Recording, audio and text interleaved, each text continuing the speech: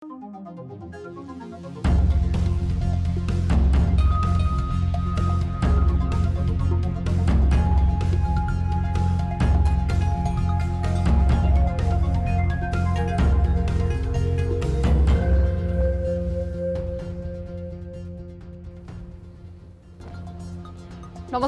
यो news 24 television prime time न्यूजमा स्वागत छ। आफै भित्र विवादै विवादमा रुमलिएका राजनीतिक दल न जुट्न सक्ने न फुट्नै सक्ने अवस्थाबाट महिनौं गुज्रिए। सर्वोच्च अदालतको आदेशपछि तत्कालीन नेकपाबाट एमाले र माओवादी अलग दल पनि, तर अदालतको आदेशपछि बनेको एमाले भित्र पनि विवाद चर्कियो। सँगै बस्न नसक्ने अवस्थामा पुगे पनि राजनीतिक दल विभाजन सम्बन्धी अवस्थाका कारण एमाले भित्र सकस थियो। जस्तै अध्यादेश मार्फत अन्त्य गरिदिए प्रधानमन्त्री शेरबहादुर देउवाले र आफूलाई प्रधानमन्त्री बनाउन लगाएको गुण तिरिदिएका थिए। अहिले त्यही अध्यादेश प्रधानमन्त्रीका लागि घाँडो बनेको छ। अध्यादेशसँग झस्किरहेका माधव नेपाल र उपेन्द्र यादव समूहलाई भने अदालतको आजको आदेशले ढाडस मिलेको हुनुपर्छ। अध्यादेश विरुद्ध दायर रिटमा सर्वोच्च अदालतले अन्तरिम आदेश नदिएपछि सरकार विस्तारका लागि ढोका पनि खुलेको छ। उता अध्यादेश ल्याएरै संवैधानिक आयोगहरूमा अघिल्लो सरकारले गरेको नियुक्तिको विषय अदालतमा विचार दिन्छ। सो मुद्दामा संवैधानिक इजलासमा प्रधान न्यायाधीश रहने कि नरहने भन्ने विवादका कारण सुनवाईमा समस्या परेको छ। संवैधानिक इजलासमा जारी मुद्दामा एकल इजलासले गरेको अन्तरिम आदेशले सुनवाई प्रभावित बन्दा आयोगमा नियुक्ति खाएकाहरूलाई भने पक्कै राहत मिलेको हुनुपर्छ। उसो त नेपाल बार एसोसिएसन र सर्वोच्च बारले एमिकस क्युरी नामक नउठाइदिँदा मुद्दाको सुनवाईमा नै प्रभावित बन्न पुगेको छ। आफै उल्झनमा फसेको संवैधानिक इजलासले संवैधानिक आयोगहरू अध्यादेशबाट गरिएका नियुक्ति विवादमा कहिले निकास देला, अनिश्चितता भने बढ्दो छ। प्राइम टाइम न्यूजका हेडलाइन्स। दल विभाजन सम्बन्धी अध्यादेशमा अन्तरिम आदेश दिन सर्वोच्च अदालतद्वारा अस्वीकार। अध्यादेश कार्यान्वयनमा रोक नलागेपछि मन्त्री परिषद विस्तारमा सहज।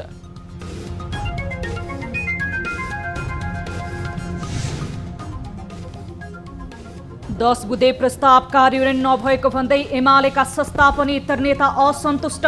विधान महाधिवेशनका प्रतिनिधि छनौटबारे स्पष्ट पार्न माग। कार्यान्वयन भएको छ, केही ठाउँमा यसका केही जटिलताहरू देखिएका छन्। निर्धारित मितिमै महाधिवेशन हुने कांग्रेसको प्रश्नोक्ति। हिमाली जिल्लामा भने पालिका स्तरीय अधिवेशन सर्न सक्ने।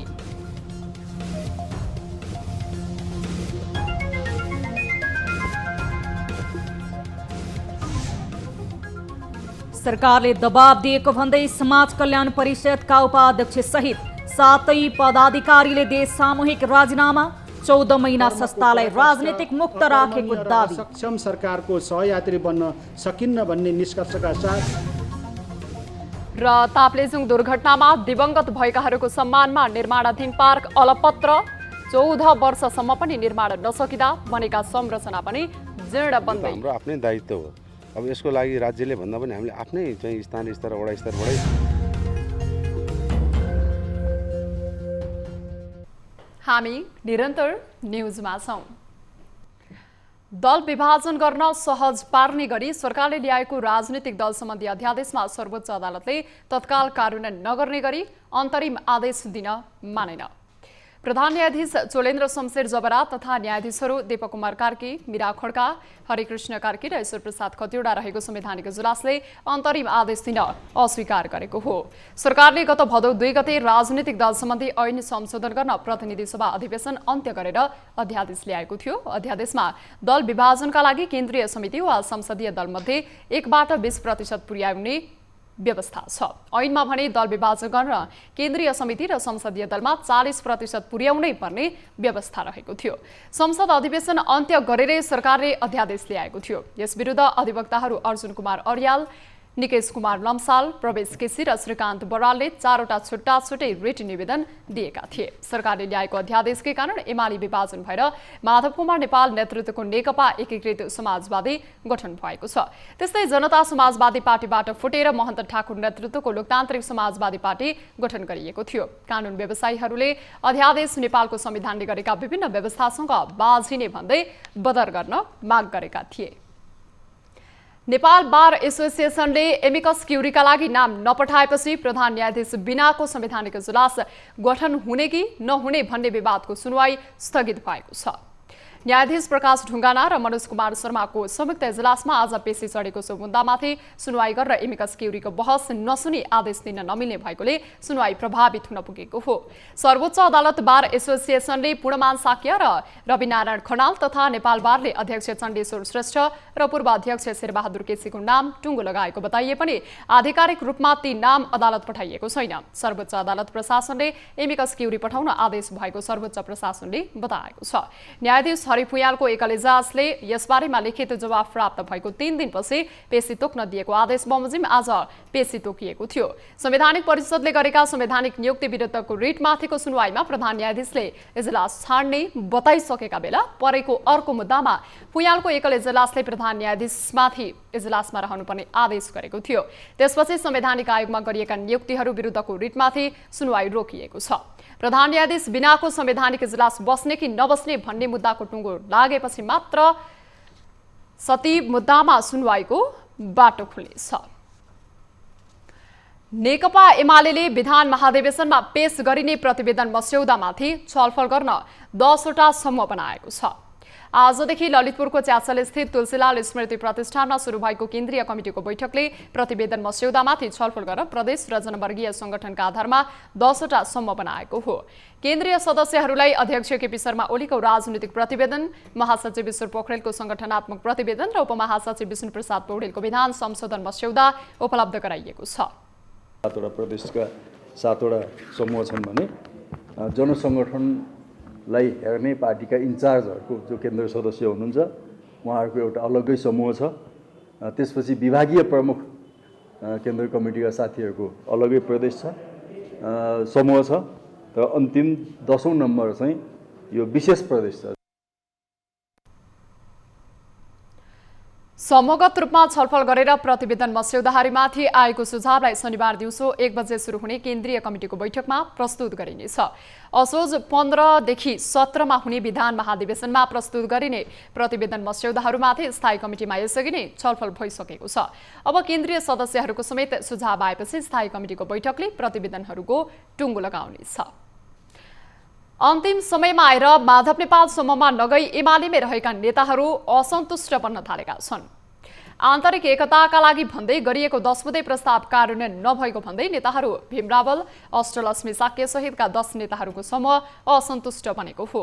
आजदेखि सुरु भएको नेकपा एमालेको केन्द्रीय कमिटिको बैठकमा एकता प्रस्तावको अक्षरश पालना नगरिएको भन्दै उनीहरूले असन्तुष्टि जनाएका हुन्। बैठकमा केही नेताहरूले 10 बुँदे सहमति र विधान महाधिवेशनका प्रतिनिधि छनौटबारे स्पष्ट पार्न माग गरेका थिए। तर पार्टी अध्यक्ष केपी शर्मा ओलीले भने उनीहरूको माग अस्वीकार गरेका थिए। यो बैठकका एजेन्डा फरक भएकोले विधान महाधिवेशनसँग सम्बन्धित एजेन्डामा मात्र केन्द्रित रहेर छलफल गर्न सकिने उहाँको भनाइ छ।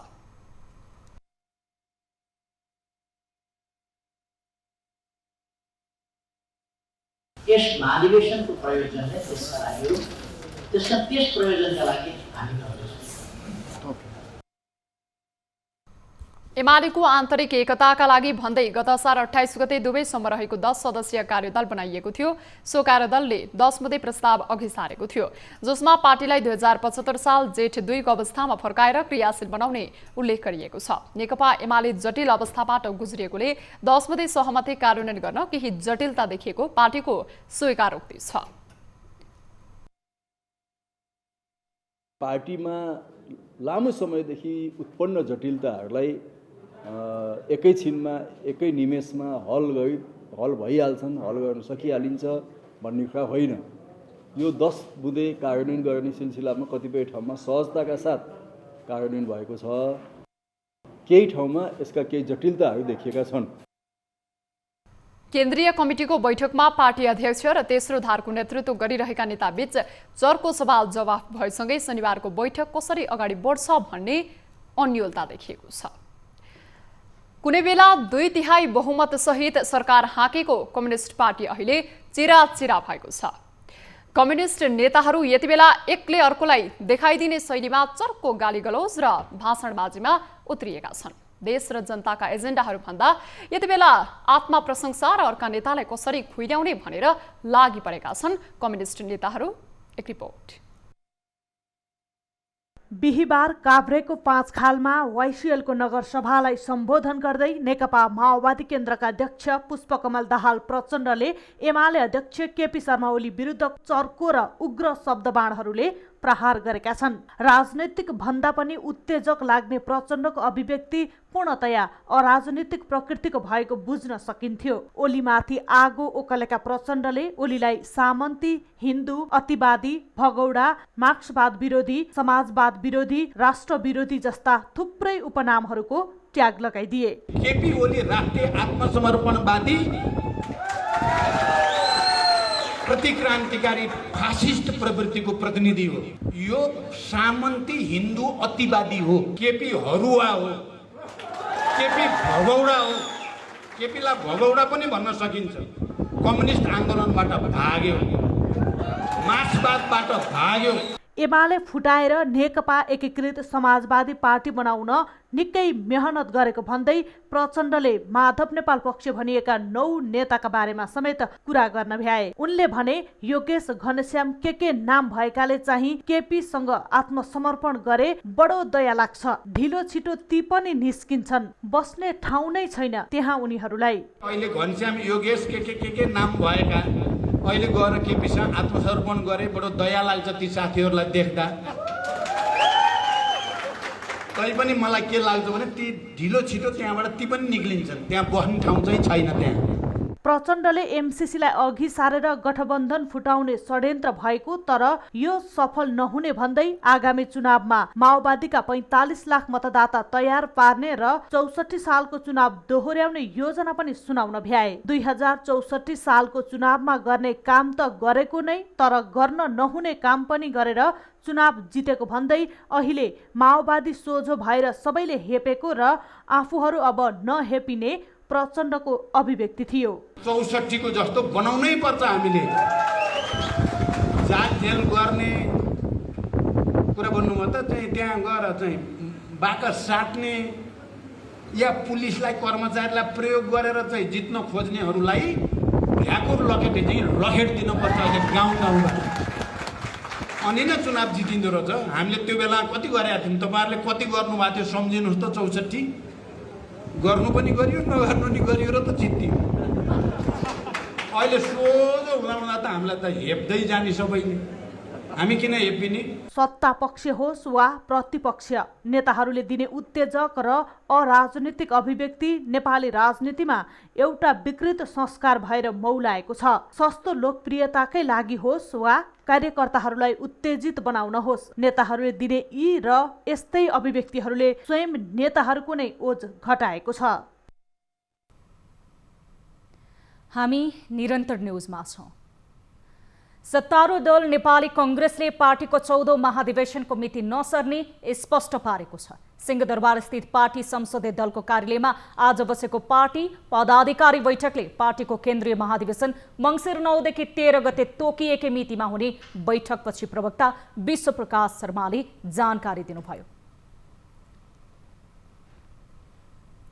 बैठकले केन्द्रीय महाधिवेशनको मिति सार्ने प्रस्ताव पार्टीका कुनै पनि पदाधिकारीले नगरेको पनि जानकारी गराएको छ। बैठकले भोलि 9 गते निर्धारित समयमै पालिका स्तरीय अधिवेशन हुने र त्यसलाई सफलतापूर्वक सम्पन्न गराउन पार्टी र पंक्तिलाई आह्वान पनि गरेको छ। हिमाली जिल्ला लगायत कतिपय जिल्लामा पालिका स्तरीय अधिवेशनको मिति सार्नुपर्ने अवस्था आएमा भने पार्टी जिल्ला कार्य समितिको भावना अनुसार केन्द्रीय निर्वाचन समितिबाट अनुमति लिएर गर्न सकिने निर्णय पनि बैठकले गरेको शर्माले बताउनु भएको छ। बैठकले बाँकी रहेका 13 जिल्लाको क्रियाशील सदस्यता सम्बन्धी विवाद तत्काल समाधान गर्ने निर्णय पनि गरेको छ। राष्ट्रिय सभाको आजको बैठकमा प्रतिनिधि सभाबाट सन्देश सहित प्राप्त 2 विधेयक टेबुल गरिएको छ। बैठकमा राष्ट्रिय सभाका सचिव राजेन्द्र फुन्यालले आर्थिक विधेयक 2078 र राष्ट्र ऋण उठाउने विधेयक 2078 टेबल गर्नुभएको हो। प्रतिनिधि सभाको बिहिबारको बैठकले उक्त दुई विधेयक पारित गरी राष्ट्रिय सभामा पठाएको थियो। नयाँ बजेटको आश्रित यी दुई विधेयकलाई पनि राष्ट्रिय सभाले पारित गरेपछि संघीय संसदबाट बजेट पारित हुन्छ। विनियोजन विधेयक 2078लाई भने राष्ट्रिय सभाबाट बिहिबार नै पारित भएको थियो। आजको बैठकमा अध्यक्ष गणेश प्रसाद तिमल सेनाले राष्ट्रपति कार्यालयबाट विनियोजन विधेयक 2078 प्रमाणीकरण गरी पठाइएको प्राप्त पत्र पढेर सुनाउनु भएको थियो। आजको बैठक पनि सुरु हुने बित्तिकै प्रमुख प्रतिपक्षी दल नेकपा एमालेका 9 सांसदले उभिएर विरोध जनाएको अध्यक्ष तिमल सेनाले सांसद खिमलाल भट्टराईलाई बोल्न समय दिनुभएकोमा उहाँले सदाझै आज पनि आफूहरूको विरोध कायमै रहेकाले बैठकको काम कारबाही अगाडि नबढाउन आग्रह गर्नुभएको थियो। सरकारले राजनीतिक प्रतिशोध राखेर अप्रत्यक्ष रूपमा दबाव दिएको भन्दै समाज कल्याण परिषदका उपाध्यक्ष सहित 7 पदाधिकारीले संयुक्त राजीनामा दिएका छन्। आज परिषदका उपाध्यक्ष खतिवडा र सदस्य सचिव पुष्कर खाती, कोषाध्यक्ष लोकनाथ सुवेदी, सदस्यहरू नानीमाया नेपाल, गोविन्द बहादुर साई, सुशील गेवाली, ब्रह्मध्वज गुरुङ, मणिराम बन्जाडे, सञ्जय कुमार शाहले राजीनामा दिएका हुन्। उनीहरूले वर्तमान सरकारले संस्थामाथि राजनीतिक हस्तक्षेप गरेको आरोप लगाएका छन्। उपाध्यक्ष खतिवडाले संस्थामा कार्यकर्ता भर्ती गर्नका लागि राजनीतिक पूर्वाग्रहका आधारमा वर्षौंदेखि कार्यरत कर्मचारीलाई हाजिर नगराउन दबाव आएको बताउनु भएको छ। उहाँले परिषदका पदाधिकारीले अवांछित दबावलाई स्वीकार गर्न नसक्ने भन्दै प्रधानमन्त्री समक्ष सामूहिक राजीनामा पेश गरेको जानकारी दिनुभएको छ। सचिव र 5 जना सदस्यहरूले आजकै मितिदेखि लागू हुने गरी सम्माननीय प्रधानमन्त्री समक्ष सामूहिक राजीनामा पेश गरेको कुरा यहाँहरू मार्फत सम्पूर्ण सामाजिक क्षेत्र, नागरिक समाज र आम जनसमुदाय समक्ष राख्न चाहन्छौँ र यस प्रवृत्तिका विरुद्धमा सङ्घर्षको मैदानमा उत्रँदै खबरदारी गर्ने निष्कर्षमा पुगेका छौँ।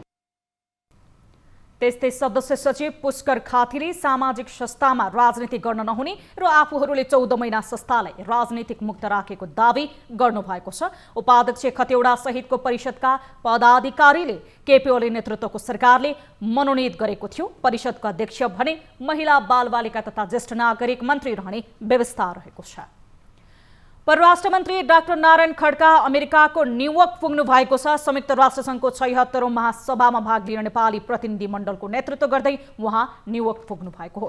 मन्त्री खड्का नेतृत्वको प्रतिनिधि मण्डलमा जोन एफ केनेडी अन्तर्राष्ट्रिय विमानस्थलमा संयुक्त राष्ट्रसङ्घका लागि नेपालका स्थायी प्रतिनिधि अमृत बहादुर राई, न्युयोर्कमा रहेको कायम मुकायम महावाणिज्य दूत विष्णुप्रसाद गौतम लगायत दुवै नेपाली नियोगका अधिकारीले स्वागत गरेको नियोगबाट परराष्ट्र प्रवक्ता सेवा लम्सालले बताउनु भएको छ।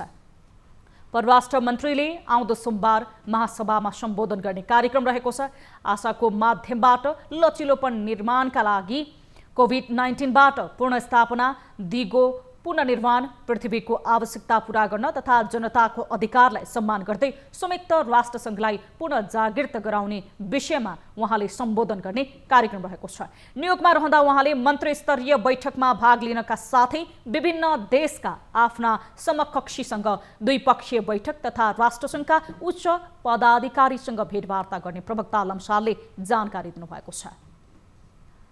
पछिल्लो 24 घण्टामा 1476 जनामा कोरोना संक्रमण पुष्टि भएको छ। देशभर गरिएको 10,575 पीसीआर परीक्षणको क्रममा 1,103 र 5,115 एन्टिजेन परीक्षणको क्रममा 373 जनामा कोरोना संक्रमण पुष्टि भएको स्वास्थ्य मन्त्रालयले जनाएको छ।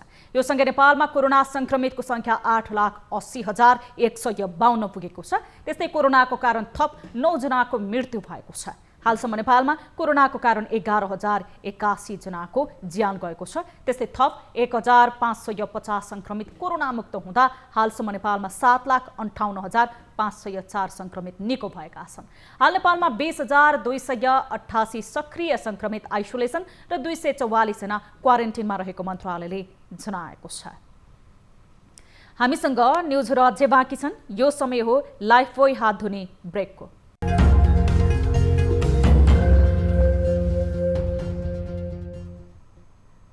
हामी निरन्तर न्युजमा छौं। विक्रम सम्वत 2063 साल असोज 7 गते ताप्लेजुङको घुन्सामा भएको दुःखद हेलिकप्टर दुर्घटनाको 15 वर्ष पूरा भएको छ। दुर्घटनामा दिवंगत भएकाहरूको सम्मानमा काठमाडौँको नागार्जुन नगरपालिका वडा नम्बर 7 स्थित दहचोकमा विगत 14 वर्षदेखि निर्माणाधीन संरक्षणविद पार्क अलपत्र अवस्थामा छ। करिब 60% संरचना निर्माणको काम बाँकी छँदै निर्माण भइसकेका संरचनाहरू भने जीर्ण बनिसकेका छन्। एक रिपोर्ट। यो दृश्य हो संरक्षणविद पार्कको। देशको मुख्य प्रशासनिक केन्द्रदेखि 13 किलोमिटरको दूरीमा पर्ने नागार्जुन नगरपालिका वडा नम्बर 7 स्थित दहचोकमा निर्माणाधीन यो पार्क निर्माण नभइसक्दै अल्पत्र परेको छ। ताप्लेजुङको घुन्सामा हेलिकप्टर दुर्घटनामा निधन भएका तत्कालीन वन तथा भू संरक्षण राज्य मन्त्री गोपाल राई, योजना तथा भूगोलविद डाक्टर हर्कबहादुर गुरुङ लगायत 24 जनाको स्मृतिमा 2064 सालबाट निर्माण सुरु गरिएको यो पार्क 14 वर्ष बितिसक्दा पनि बनिसकेको छैन।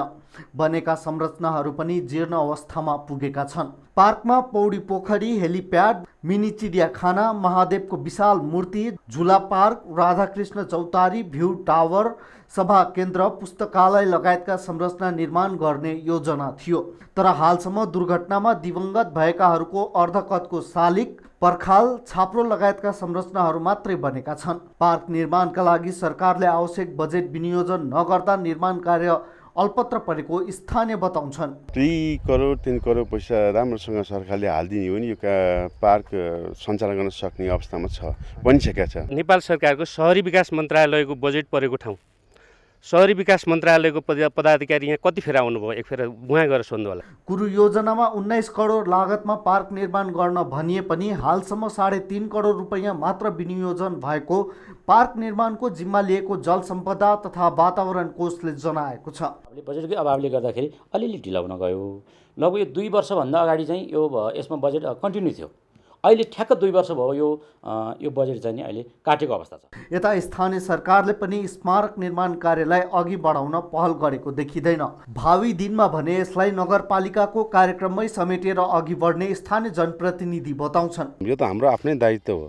अब यसको लागि राज्यले भन्दा पनि हामीले आफ्नै चाहिँ स्थानीय स्तर वडा स्तरबाटै यसलाई कसरी चाहिँ यो पार्कलाई चाहिँ हाम्रो उपत्यकाको उत्कृष्ट पार्क बनाउने भन्ने लक्ष्यमा हामी लाग्दै अलि ढिला भएको। अब छिट्टै यसको चाहिँ गुरु योजना प्रकाशित हुँदैछ। देशभरका पार्क निर्माण आयोजना कार्यान्वयनको जिम्मेवारी सम्हाल्दै आएको शहरी विकास मन्त्रालय अन्तर्गतको सघन शहरी तथा भवन निर्माण आयोजनाले बजेट विनियोजनको पाटो आफूहरूको क्षेत्राधिकारभित्र नपर्ने भएकाले पार्क निर्माण कार्य अल्पत्र पर्नुमा आफूहरू दोषी नभएको जिकिर गर्छ।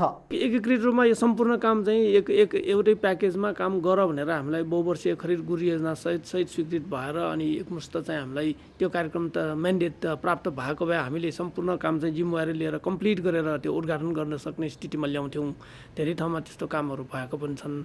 यो घुन्सा पार्कको क्षेत्रमा चाहिँ अहिले त्यो अवस्थामा चाहिँ छैन। धेरै पहिलेदेखि पटक्कै बजेट आउने, थोरै बजेट आउने अनि उपभोक्ता मार्फतै काम हुँदाखेरि चाहिँ यो अन्यलग्रस्त अवस्थामा चाहिँ हुन गएको जस्तो लाग्छ मलाई। दुर्घटनामा दिवंगत भएका 24 जनाको शालिग रहेको पार्कलाई बनमारा झारले ढाकेको छ।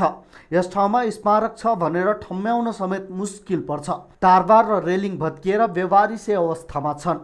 सरकारको व्यवस्थाका कारण शहीदको सम्मानमा निर्माणाधीन यो स्मारकको दुर्दशाले शहीदकै अपमान भएको छ। तत्काल सरकारको ध्यान पुगोस्।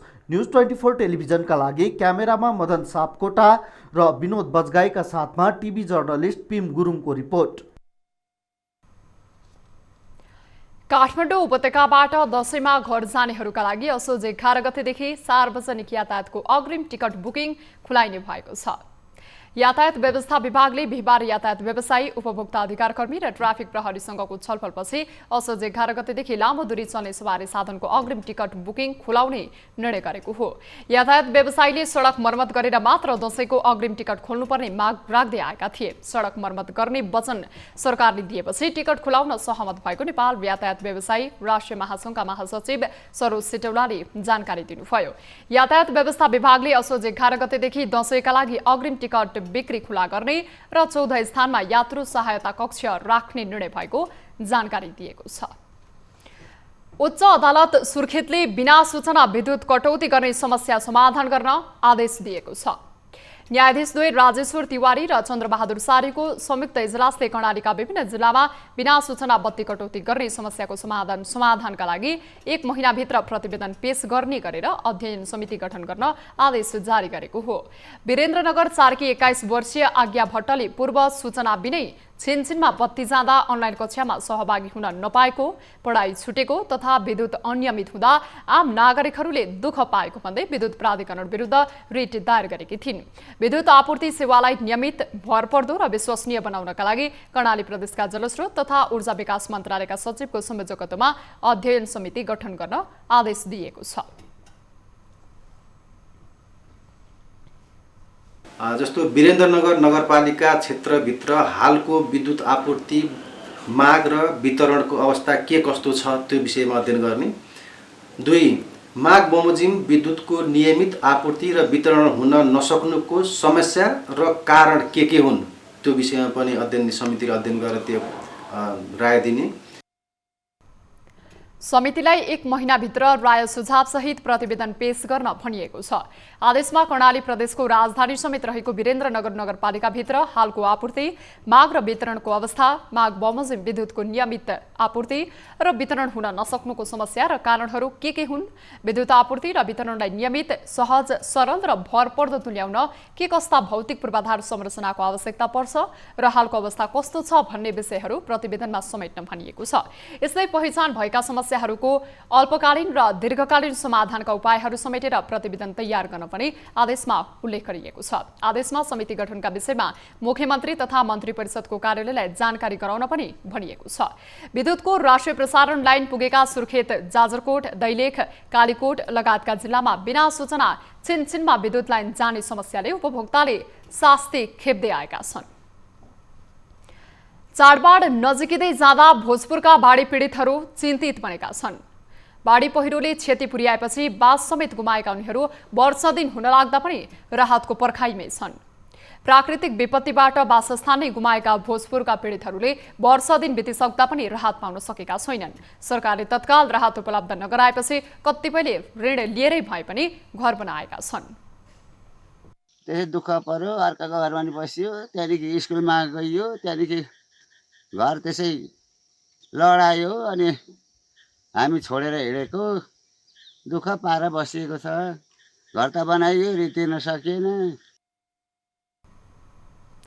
राष्ट्रिय विपद जोखिम न्यूनीकरण तथा व्यवस्थापन प्राधिकरण बबरमहलको तथ्याङ्कमा भोजपुर नगरपालिकामा 15, सडानन्द नगरपालिकामा 41, अरुण गाउँपालिकामा 33, हतुवागढी गाउँपालिकामा 8, आमचोक गाउँपालिकामा 8, टेम्की मयुङ गाउँपालिकामा 9, पौवादुम्मा गाउँपालिकामा 9, साल्पा सिलिछो गाउँपालिकामा 18 र रामप्रसाद राई गाउँपालिकामा 5 गरी 146 घरमा प्रत्यक्ष क्षति पुर्याएको उल्लेख गरिएको छ। संघीय सरकारले राहतका लागि बजेट दिए पनि प्रदेश र स्थानीय तहले चासो नदिँदा ढिलाइ भएको सरकारवालाहरू बताउँछन्। यसरी विपदमा परेको भनेर सेवाग्राहीहरू यहाँनिर विपद व्यवस्थापन शाखामा आउनुहुन्छ अनि हामीले चाहिँ त्यसरी मनसुनजन्य विपदबाट चाहिँ क्षति पुगेका घरहरूको सन्दर्भमा चाहिँ हामीले माग भएअनुसार अथवा त्यसरी क्षति भएका घरहरूको चाहिँ हामीले वडाका प्राविधिकहरूलाई र वडाका जनप्रतिनिधिहरूलाई राखेर चाहिँ त्यसको सरजमिन गर्छौँ। स्थानीय तहले भने कार्यविधि ढिला बनेकोले राहत वितरणमा ढिलाइ भएको स्वीकार गरेको छ। आम नागरिकको पीडामा मलम लगाउन नसकेको भन्दै स्थानीय सरकारको आलोचना सुरु भएको छ।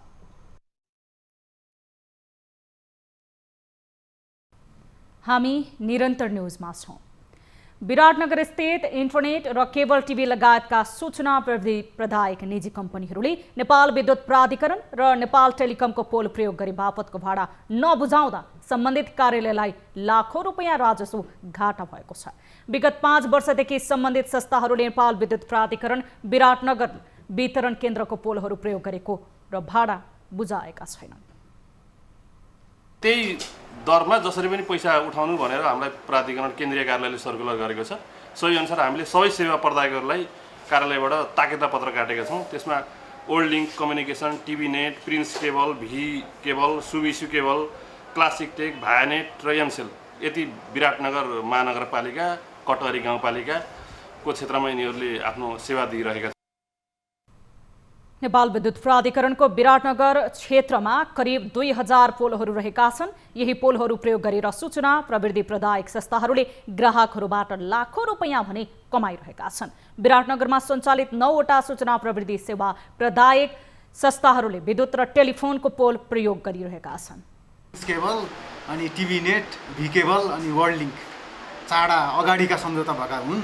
तीमध्ये वर्ल्ड लिङ्कले चाहिँ अगाडिको पैसा तिरेको छ। भी केबल र प्रिन्स केबल तिनीहरूसँग पनि हामी अस्ति भर्खर पनि पत्रचार गरेर सम्बन्धित मान्छे भेटिसकेका छौँ, तिर्छु भनेका छन्। धेरै वर्षदेखि प्रयोग गरेका कारण नेपाल विद्युत प्राधिकरण र नेपाल टेलिकमले भाडा नदिए पोल प्रयोग गर्न नदिने जनाएपछि सूचना प्रविधि प्रदायक निजी संस्थाहरूले ग्राहकको सेवा शुल्क बढाउने तयारी गरेको छ। भक्तपुरको ऐतिहासिक तथा सांस्कृतिक महत्त्व बोकेको 8 दिनसम्म मनाउने परम्परागत इन्द्र जात्राको 8औं दिन आज पुलुकेशी जात्रा मनाइएको छ। प्रत्येक वर्ष आश्विन कृष्ण चौथीका दिन मनाइने पुलुकेशीलाई लाकुलाक्से टोलबाट तमारीमा ल्याएपछि भैरवको मन्दिरमा रहेको शक्तिशाली आकाश भैरवलाई पूजा गरी पुलुकेशी जात्रा सुरु गरिन्छ। लाकुलाक्से टोलमा बाँसको मान्द्रोले बेरी नीलो कपडाले छोपेर हात्तीको जस्तै सुड राखी बनाइएको पुलुकेशी भक्तपुर नगर परिक्रमा गरिन्छ। पुलुकेशीलाई 4 जनाले बोकेर मुनि 1 जनाले घण्टा बजाएर अगाडि पछाडि दौडाउने नगर परिक्रमा गराइन्छ। देवराज इन्द्रका विश्वासिलो सेवक पुलुकेशीलाई जात्राको क्रममा वंशगोपाल चोकमा धान खुवाउने, दरबार क्षेत्रमा छुवाली बालेर आगो तपाउने र दत्तायत्र स्थित तल्ला तुन्छी इनारमा पानी खुवाउने प्रचलन रहेको छ। जात्राको क्रममा पुलुकेशीको सुडले मानिसलाई छोएमा दशा लाग्छ भन्ने धार्मिक विश्वास अनुसार जात्राको बेला पुलुकेशीको सुडले छुन्छ कि भनेर मानिसहरू भागी भागी हेर्ने गर्छन्। पुलुकेशी जात्रासँगै आजै 2वटा या मता आकाशदीप र मुपात्र जात्रा समेत मनाइन्छ। आज एन्हापूर्णी इन्द्र जात्राको अन्तिम दिन पुलुकेशी घुमाइसकेपछि यो मधोलाई उखेली जात्रा समापन गरिने चलन रहेको छ। अब बिजनेस न्यूज।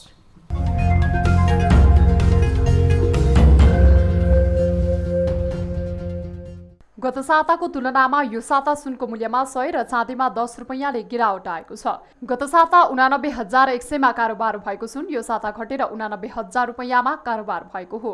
आइतबार 89,100 रुपैयाँबाट सुनको कारोबार भएको थियो। सोमबार सुनको मूल्यमा 200 ले कमी आएर 88,900 मा कारोबार भएको हो। मंगलबार भने प्रति तोला 300 ले बढेर 89,200 मा कारोबार भएको छ। बुधबार तोलामा 900 ले बढेर 90,100 मा कारोबार भएको हो। बिहीबार भने 500 ले ओह्रालो लागेर 89,600 मा कारोबार भएको छ। साताको अन्तिम दिन सुन प्रति तोला 600 रुपैयाँले घटेर 89,000 मा कारोबार भएको नेपाल सुन चाँदी व्यवसायी महासंघले जनाएको छ। यो साता चाँदीको मूल्यमा गिरावट आएर 1,160 रुपैयाँमा कारोबार भएको हो। साताको पहिलो दिन चाँदी 1,150 रुपैयाँमा कारोबार भएको थियो। सोमबार भने 15 रुपैयाँले ओह्रालो लागेर 1,135 मा कारोबार भएको छ। मंगलबार 5 रुपैयाँले बढेर 1,140 मा कारोबार भएको हो। बुधबार 25 रुपैयाँले माथि लागेर 1,165 रुपैयाँमा कारोबार भएको महासंघले जनाएको छ। बिहीबार भने 10 रुपैयाँले ओह्रालो लागेर 1,155 मा कारोबार भएको छ। साताको अन्तिम दिन चाँदी 5 रुपैयाँले बढेर 1,160 रुपैयाँमा कारोबार भएको महासंघले उल्लेख गरेको छ। काठमाडौँको भ्रेकोटी मण्डपमा 15 गतेसम्म चल्ने यामाहाको एक्सचेन्ज महामेला आजदेखि सुरु भएको छ। जुनसुकै कम्पनीका मोटरसाइकलहरू समेत मेलामा एक्सचेन्ज गर्न सकिने यामाहाले जनाएको छ। पुरानो मोटरसाइकल लिएर जाँदा 10,000 स्योर सर्ट मूल्य दिने गरी एक्सचेन्ज हुने भएको छ। मेलामा यामाहाका विभिन्न मोडलका मोटरसाइकल तथा स्कुटरहरू राखिएको छ। नेपाल सरकारले प्रतिस्थापन बजेट मार्फत विदेशबाट आउने सवारी साधनमा कर थप गरेकोले यो मेला पश्चात बाइक तथा स्कुटरको मूल्य वृद्धि हुनेछ। यो मेला चाहिँ विशेष गरी दसैँ अघि चाडबाड अघि चाहिँ पुराना मोटरसाइकलहरू आफ्नो पुरानो मोटरसाइकल बेचेर चाहिँ नयाँ मोटरसाइकल तथा स्कुटर खरिद गर्ने ग्राहकहरूको निम्ति हामीले विशेष गरी आयोजना गरेको हो। त्यो अन्तःशुल्कको कारणले बढ्ने मूल्य आफ्नोमा छँदैछ। त्यसको अतिरिक्त हामीले यहाँनिर चाहिँ के गरेका छौँ भन्दा बजारमा जुन प्रचलित पुरानो मोटरसाइकलको मूल्य छ त्यसमा अतिरिक्त 10,000 रुपियाँ थपेर चाहिँ मूल्याङ्कन गरी हामीले पुरानो मोटरसाइकलहरू खरिद गरेर साट्ने मौका हामीले ग्राहकहरूलाई दिइरहेछौँ। यस्तै मेला अवलोकन गर्न जानेहरूलाई टेस्ट राइड समेत गर्न सक्नेछन् भने लकी ड्र मार्फत आकर्षक पुरस्कारहरू समेत दिने कम्पनीले जनाएको छ।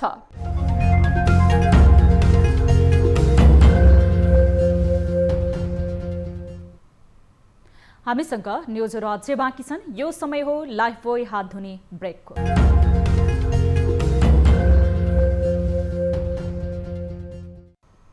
हामी निरन्तर न्युजमा छौं। अब स्पोर्ट्स न्युज।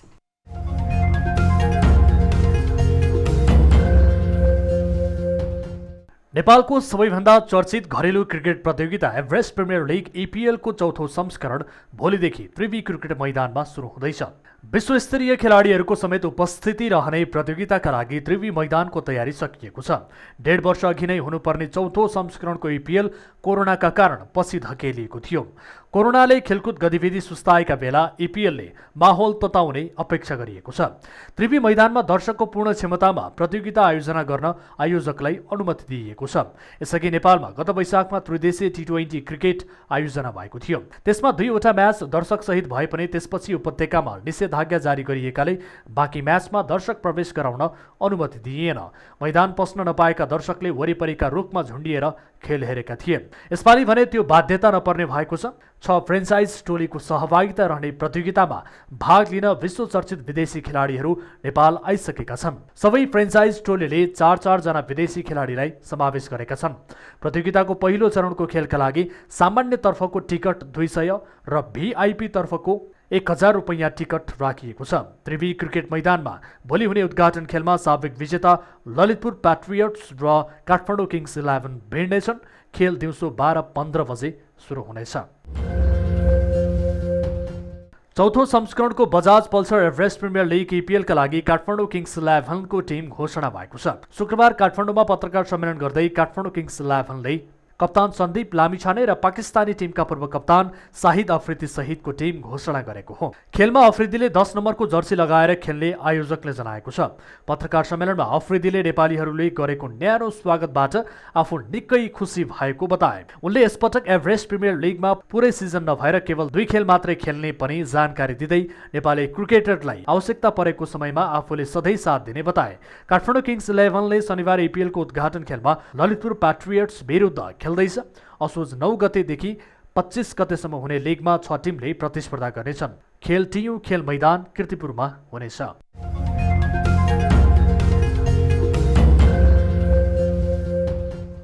अब वेदर अपडेट।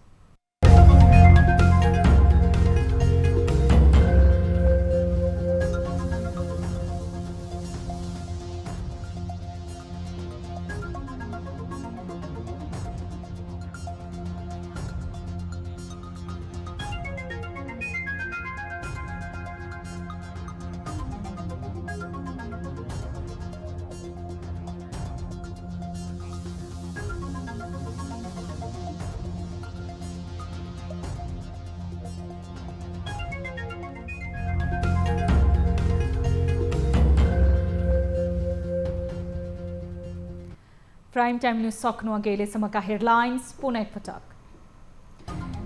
दल विभाजन सम्बन्धी अध्यादेशमा अन्तरिम आदेश दिन सर्वोच्च अदालतद्वारा अस्वीकार। अध्यादेश कार्यान्वयनमा रोक नलागेपछि मन्त्री परिषद विस्तारमा सहज।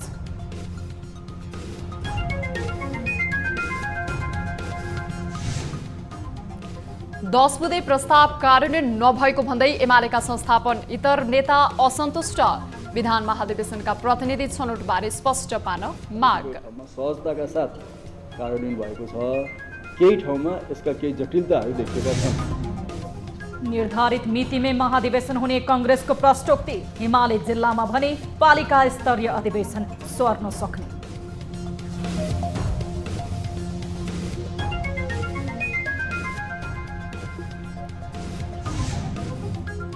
सरकारले दबाब दिएको भन्दै समाज कल्याण परिषदका उपाध्यक्ष सहित 7 पदाधिकारीले दिए सामूहिक राजीनामा।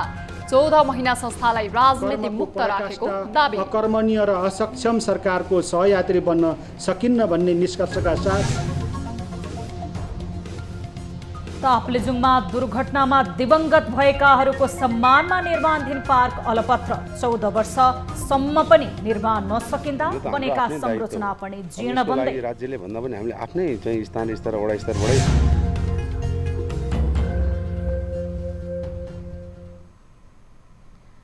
प्राइम टाइम न्यूज छैडीलाई यति नै। जाँदा जाँदै ताली र गालीको लागि हामीले सोधेको प्रश्न। कम्युनिस्ट नेताहरू हिजो आज सार्वजनिक गाली बेइज्जतीमा उत्रिएका छन्। प्रधानमन्त्री समेत भइसकेका नेताहरूले एक अर्कालाई गाली गर्नुलाई तपाईँ के भन्नुहुन्छ? ठिकै हो, नेताहरूको बानी नै यस्तै हो भनेले तालीमा, गलत हो संस्कार बिगारे भनेले गालीमा भोट गर्न सक्नुहुनेछ हाम्रो पात्रोको एप्लिकेसन मार्फत। थप न्यूजका लागि हाम्रो वेबसाइट www.news24nepal.com हेर्नुहोला। साथै हामीलाई फेसबुक, ट्विटर र युट्युबमा पनि फलो गर्न सक्नुहुनेछ। यस्तै मोबाइल, भाइबर र इमेलबाट न्युज 24 टेलिभिजनको हेल्प डेस्कमा कुनै समस्या र गुनासो छन् भने प्रत्यक्ष रूपमा सम्पर्क राख्न सक्नुहुनेछ। हामी निरन्तर न्युजमा छौँ। नमस्ते।